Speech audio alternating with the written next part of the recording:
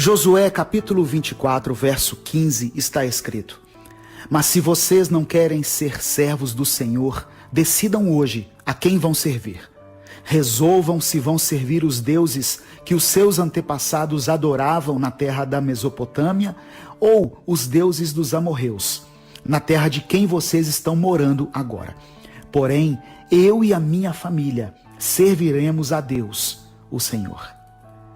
Antes da mensagem, eu quero pedir que você se inscreva no nosso canal, deixe o seu like, o seu pedido de oração nos comentários e compartilhe essa palavra com seus contatos. No final dessa mensagem, eu vou fazer uma oração pela sua família. A família tem sido alvo de ataques, tanto de inimigos espirituais quanto dos problemas de convivência. Satanás sabe o poder que a família tem na construção de uma sociedade equilibrada. Por isso ele faz de tudo para que as bases familiares sejam destruídas. Mas Deus tem planos e sonhos para você e a sua descendência. O Senhor não criou a sua família para viver debaixo de uma influência maligna. Não se conforme se a sua casa parece mais um campo de batalha do que um lar. Você, como pai, como mãe ou como filho, pode erguer a sua voz profeticamente e declarar a bênção de Deus sobre o seu lar. Porque existem promessas liberadas na palavra de Deus para a família. Em Gênesis 12, Deus diz que em Cristo todas as famílias da terra seriam abençoadas. É tempo de interceder pela sua casa. Não importa como esteja a sua situação, busque a Deus e declare a palavra profética no seu lar. Tome posse da autoridade que o Senhor te deu e clame por sua família. Marido e esposa devem unir a sua voz em oração e apresentar cada filho a Deus, consagrando a família e pedindo que a vontade do Senhor se cumpra na vida deles.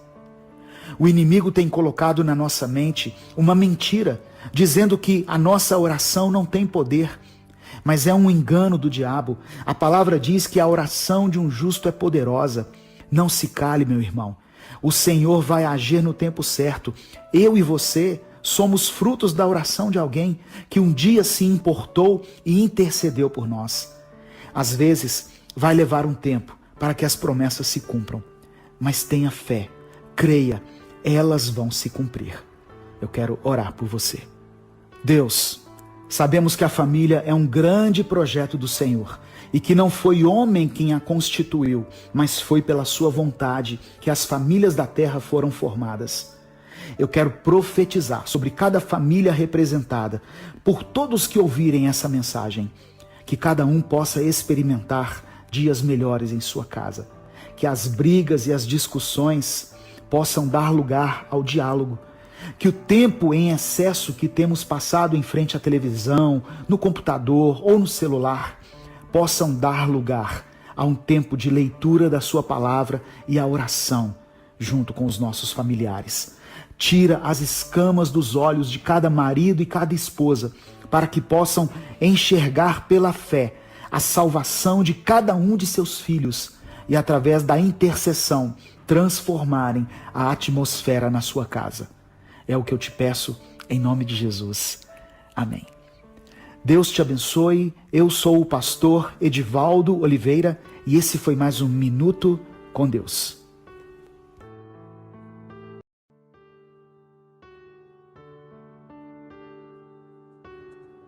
Salmos 71, verso 20, diz assim: Tu que me fizeste passar muitas e duras tribulações, restaurarás a minha vida e das profundezas da terra de novo me farás subir. Às vezes é difícil imaginar por que é que mesmo depois que entregamos nossa vida a Cristo, ainda estamos sujeitos às provações e tribulações da vida. Por que um Deus bom e amoroso permite que passemos por coisas como uma enfermidade, uma separação, um desemprego, a morte de um filho, preocupações e medo? Na mente da maioria das pessoas fica a pergunta: será que Deus me ama mesmo? Por que as coisas são tão difíceis para mim? Se Deus tem poder sobre todas as coisas, por que então Ele não resolve os meus problemas? Não duvide do amor de Deus. A Bíblia nos ensina claramente que Deus ama os seus filhos. E em Romanos 8:28 diz que todas as coisas cooperam para o bem daqueles que amam a Deus. Podemos entender então que as provações e as adversidades que estamos enfrentando fazem parte do propósito de Deus para a nossa vida. E elas são para o nosso bem, por mais que a gente não entenda. Tem pessoas que, se não tivessem enfrentado um problema sério na família, como a morte, a enfermidade ou uma crise no casamento, não estariam hoje na presença de Deus. Tem situações que você está enfrentando que talvez só serão compreendidas na eternidade. O apóstolo Pedro diz o seguinte: nisso vocês exultam, ainda que agora, por um pouco de tempo, devam ser entristecidos por todo tipo de provação. Assim acontece para que fique comprovado que a fé que vocês têm, muito mais valiosa do que o ouro que perece, mesmo que refinado pelo fogo, é genuína e resultará em louvor, glória e honra, quando Jesus Cristo for revelado. Receba essa promessa em sua vida. Suas tribulações vão resultar em louvor, glória e honra. O salmista diz no capítulo 71 que o mesmo Deus que o fez passar por muitas e duras tribulações restauraria a sua vida e o ergueria novamente. Entenda que suas provações não são maiores do que o seu Deus, como diz a canção, e não vão te impedir de caminhar. A verdadeira fé do cristão será confirmada e aperfeiçoada pelas provações que sofremos. Paulo disse que a tribulação nos traz mais perseverança e experiência e renova a nossa esperança. Talvez você esteja sofrendo e enfrentando problemas que são fruto de suas próprias escolhas erradas. Deus nos perdoa, mas de acordo com o que plantamos, vamos colher as consequências. Ainda assim, saiba que Deus não se esqueceu de você, mesmo se tivermos que sofrer as consequências naturais dos nossos pecados. Tiago disse que felizes são os que perseveram na provação, porque depois de aprovados, receberão a coroa da vida que Deus prometeu aos que o amam. Eu quero orar por você. Senhor, eu te agradeço porque sei que em todas as provações e tribulações que tiver que enfrentar nessa vida, nós teremos a vitória em Cristo. Mesmo que minha vida esteja sendo bombardeada por todos os lados, em todas as áreas, eu sei que o Senhor não se esqueceu de mim. A tua palavra diz que nenhuma provação será maior do que a nossa capacidade de suportá-la e que o Senhor nos daria livramento para que a pudéssemos suportar. Que a tua palavra se cumpra então na vida daqueles que estão ouvindo essa mensagem, daqueles que estão enfrentando dificuldades. Derrama do teu amor e da tua misericórdia sobre essa família, Pai. Eu te peço em nome de Jesus. Amém. Deus te abençoe. Eu sou Edivaldo Oliveira e esse foi mais um Minuto com Deus.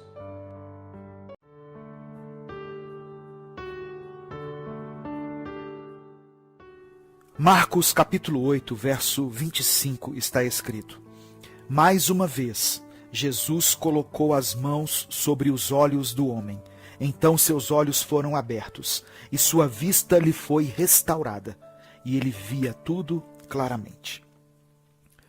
Os milagres que são descritos nos evangelhos não servem apenas para fortalecer a nossa fé e a nossa confiança em Deus. A partir do conhecimento das Escrituras, quando observamos a vida de Jesus e as coisas maravilhosas que ele operou na vida de tantas pessoas, o nosso coração se aquece e temos a convicção de que servimos a um Deus que pode todas as coisas. Mas ao observarmos cada milagre e seus respectivos detalhes, podemos aprender lições importantes para a nossa vida, de forma geral e principalmente para o nosso relacionamento com Deus.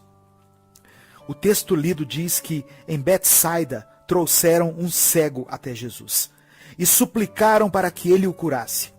Jesus pegou saliva em suas mãos e curou o cego. Mas embora tivesse sido curado, ele ainda enxergava mal, pois via as pessoas como se fossem árvores.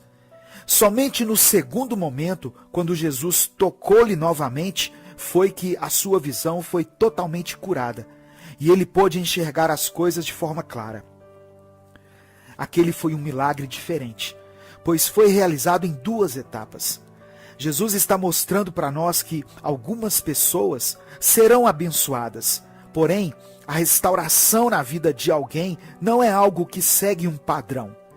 Existem pessoas que foram tocadas por Jesus e foram curadas ou restauradas parcialmente, mas isso não significa que Deus não está agindo na vida delas. Paulo escreveu aos Filipenses que aquele que começou a boa obra em nós vai completá-la até o dia de Cristo Jesus. Não queira que Deus haja na vida das pessoas da mesma maneira como agiu na sua. Cada um receberá de Deus na medida do seu entendimento, na proporção da sua revelação, e serão tocados pelo Senhor de acordo com a sua necessidade.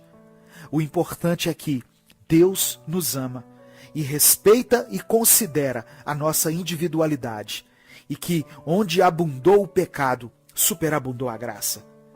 Aquele cego não precisava apenas de cura física. Ele deveria receber também o discernimento espiritual, pois o seu olhar sobre as pessoas estava totalmente errado, contaminado pelas influências ruins do lugar em que ele vivia. Ele estava em um lugar onde era impedido de enxergar a vida com clareza, o que distorcia a sua maneira de pensar e de ver, não somente em relação a si mesmo, mas aos que estavam ao seu redor. Deus curou um cego em Betsaida, que é chamada Casa da Pesca, e ele também pode restaurar a nossa visão. Ainda que ele não faça isso de uma só vez, mas a obra que ele começou, ele vai terminar um dia. Eu quero orar por você. Senhor, a sua palavra nos fortalece e nos traz ânimo e coragem. Queremos ter uma visão correta em relação às pessoas e em relação a nós mesmos. Consagramos a nossa vida a Ti. Faça-nos viver para o louvor da sua glória.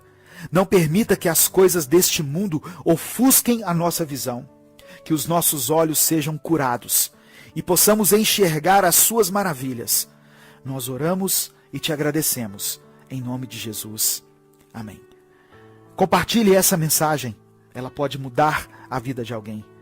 Inscreva-se no canal e torne-se membro caso queira apoiar esse ministério. Deus te abençoe. Eu sou o pastor Edivaldo Oliveira e esse foi mais um Minuto com Deus.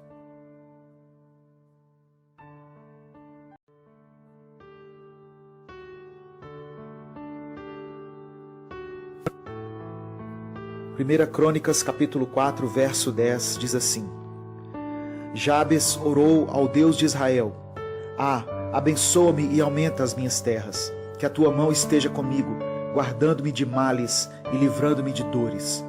E Deus atendeu ao seu pedido. Qualquer situação pode ser transformada pela oração. A Bíblia fala de um homem chamado Jabes, que teve a sua vida transformada. Ele consegue sair de uma circunstância de dor e sofrimento para uma situação de honra, através da sua oração. Sua mãe lhe chamou Jabes porque ele trouxe dores a ela quando nasceu. Não fala mais detalhes sobre isso, mas entendemos que a história de Jabes foi marcada pela dor, assim como a história de milhares de pessoas. O significado do seu nome é dor, aflição ou pesar. Jabes é aquele que causa dor, é aquele que está acostumado a sofrer e a causar sofrimento nas pessoas. Mas o que fez a diferença na vida dele, e que também pode fazer a diferença na sua vida, foi que ele invocou o Deus de Israel. Houve um momento em que ele conheceu o poder da oração, e quando se dispôs a orar, tudo começou a mudar em sua vida. Jabes entendeu a importância de buscar a Deus. O resultado dessa busca foi que Jabes se tornou o mais ilustre dos seus irmãos. A sua vida foi transformada de tal maneira que ele deu mais orgulho aos seus pais do que os outros filhos. A vida de Jabes nos revela que, mesmo que não tenhamos tido um bom começo, seja no nosso casamento, na nossa carreira profissional, no nosso ministério ou em qualquer outra área da nossa vida, não devemos desistir, porque Deus é poderoso para transformar nossa vida. Jabes pediu 4 coisas a Deus. Primeiro, ele orou para que o Senhor o abençoasse. Muitas pessoas pensam que são abençoadas pelo fato de serem bem-sucedidas. Nenhum sucesso profissional compensa o fracasso familiar. Não adianta ter muitos bens e perder sua família ou a sua paz. Jabes também pediu prosperidade. Prosperidade não significa apenas riqueza financeira. Ser próspero é não sentir falta de nada. É quando podemos dizer: o Senhor é o meu pastor e nada me faltará. Prosperar é estar satisfeito e feliz. É poder ter um sono tranquilo. Jabes orou para que a mão de Deus cuidasse dele por onde fosse. A mão de Deus é forte e poderosa. Vivemos um tempo de tanta violência, mas em Deus podemos ter a certeza de uma verdadeira segurança. E finalmente, Jabes pediu que o Senhor aliviasse o seu sofrimento. Ele tinha sofrido desde o seu nascimento e também feito outras pessoas sofrerem, mas queria dar um basta naquela situação. E a palavra diz que Deus atendeu o pedido de Jabes. Você também pode orar ao Senhor hoje e pedir que a sua vida seja transformada. Talvez você esteja sofrendo por tantas coisas, ou fazendo as pessoas que você ama sofrerem. Deus é poderoso para te abençoar. Confie nele, entregue sua vida a ele. Eu quero orar por você. Senhor, somos gratos pela tua palavra. Que a história de Jabes possa servir de inspiração para todos aqueles que estão sofrendo, por qualquer motivo, para que se sintam motivados a buscar o Senhor em oração. Restaura a vida de todos que estão ouvindo essa mensagem, em todas as áreas. Eu oro em nome de Jesus. Amém. Deus te abençoe. Eu sou Edivaldo Oliveira e esse foi mais um Minuto com Deus.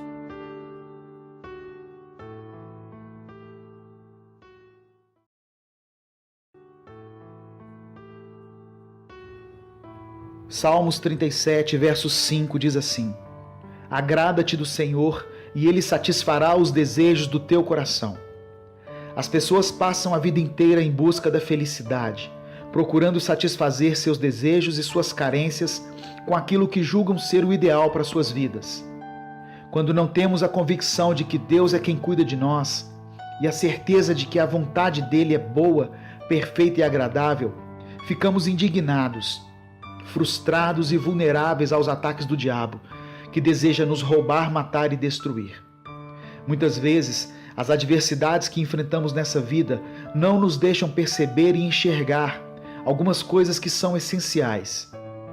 Uma vez que aceitamos estar nas mãos do Deus Todo-Poderoso, mesmo que as coisas não aconteçam como nós esperávamos que acontecessem, devemos nos alegrar e nos agradarmos daquele que nos proporcionou tal acontecimento. Ele sabe o que faz. Todo aquele que crê precisa entender que a sua vida não está jogada ao acaso ou à sorte do mundo. No universo cristão não existe boa sorte. A Bíblia nos relata que todas as coisas cooperam para o bem daqueles que amam a Deus, daqueles que são chamados segundo o seu propósito. Então, agradar-se do Senhor significa ter em nosso coração um sentimento de gratidão e felicidade por todos os acontecimentos e resultados que obtivermos durante a nossa travessia com Ele, mesmo que não sejam os que nós planejávamos ou desejávamos. Se você orou, colocou seus desejos, a sua ansiedade e as suas expectativas nas mãos de Deus, fique certo, meu irmão, minha irmã, de que você se agradará e muito daquilo que só Deus é capaz de fazer e te proporcionar. Primeiro, alegre-se daquilo que o Senhor tem dado e feito por você, sabendo que, por incrível que pareça, é o melhor para a sua vida. E depois, como um Deus maravilhoso e misericordioso que é, Ele mesmo satisfará os desejos do seu coração. Perceba que o salmista diz que não é apenas um, mas muitos dos seus desejos. Ame a Deus, confie nele, alegre-se em seus feitos. Não há prejuízo, porque o que você precisava perder, você já perdeu, a sua condenação. Eu quero orar por você. Senhor, que através dessa mensagem, as pessoas possam enxergar que a sua vontade, o seu olhar e os seus feitos em qualquer área da nossa vida é o que há de excelente para nós. Não sabemos o que queremos quando pedimos em oração, assim como diz na sua palavra, há caminhos que ao ser humano parecem ser as melhores opções de vida, mas ao final conduzem à morte.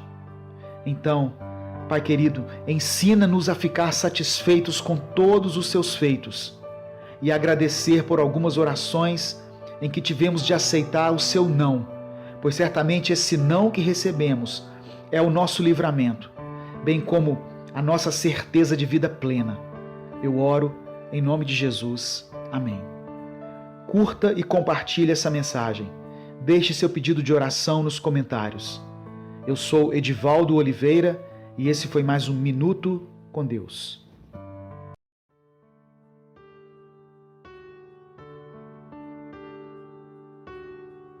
João capítulo 6, verso 9, diz assim: Está aqui um rapaz que tem 5 pães de cevada e 2 peixinhos. Mas que é isto para tantos? Mesmo que tenhamos pouco para oferecer, quando nos dispomos para Deus, Ele opera o milagre da multiplicação, e assim podemos ser bênção na vida de muitas pessoas. Jesus estava diante de uma multidão faminta. A princípio, os discípulos pensaram em uma solução natural. Eles disseram: não temos dinheiro suficiente para alimentar a multidão. Muitas vezes Deus vai colocar a nossa fé à prova.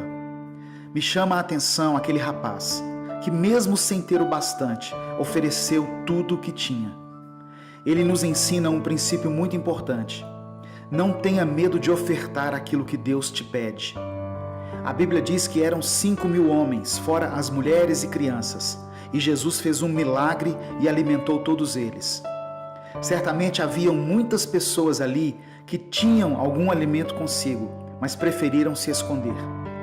A fé e a disposição daquele rapaz foram surpreendentes.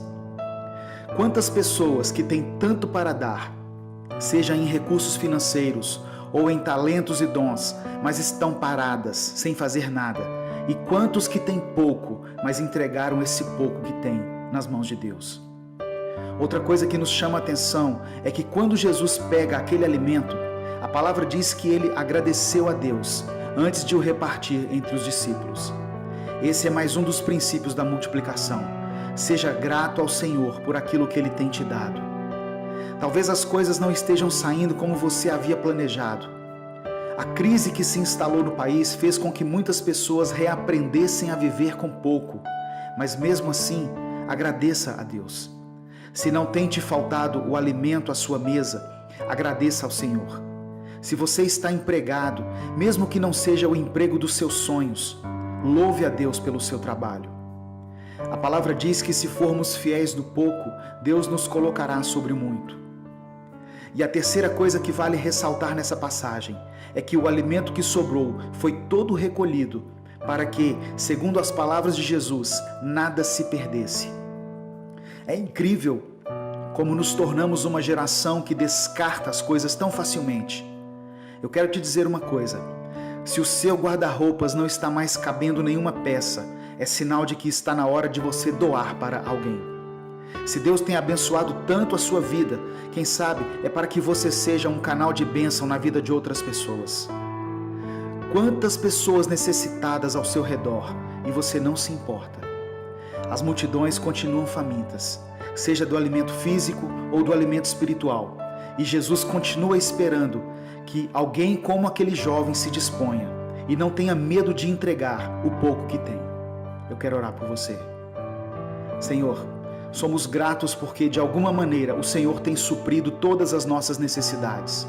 Use a nossa vida como um canal de bênçãos para que outras pessoas também sejam beneficiadas pela porção que o Senhor tem nos dado. Eu te peço que o Senhor supra a mesa da viúva, do órfão e do missionário.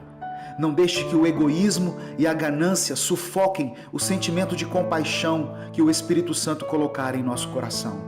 Eu oro em nome de Jesus. Amém. Faça sua inscrição no canal do YouTube e curta a página Minuto com Deus no Facebook. Deus te abençoe. Eu sou Edivaldo Oliveira e esse foi mais um Minuto com Deus.